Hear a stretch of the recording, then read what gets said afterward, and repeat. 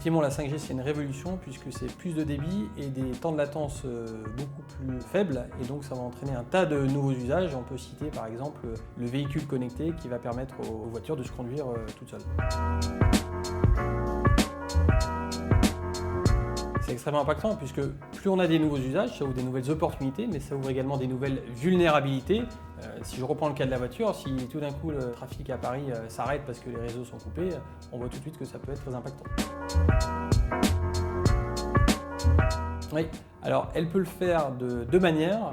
Déjà en étant en avance au niveau technologique pour avoir ces technologies qu'elle maîtrise, et d'autre part au niveau réglementaire en mettant en place l'arsenal juridique pour contrôler les matériels, y compris étrangers, qui sont utilisés. C'était l'objectif de la dernière proposition de loi sur la 5G. Sur les citoyens, il faut leur faire remonter que, aussi bien quand ils se baladent dans la rue que quand ils sont sur un réseau numérique, il ne faut pas qu'ils soient naïfs, il faut qu'ils fassent attention. On peut être attaqué aussi bien d'une manière physique que d'une manière numérique. Et la première sécurité, c'est que le citoyen soit lui-même averti.